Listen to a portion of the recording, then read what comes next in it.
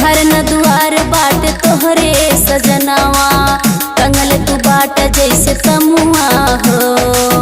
मन कर छोड़ चली जाई नहीं हरवा, तोहरा के सुनाए बलमुआ हो।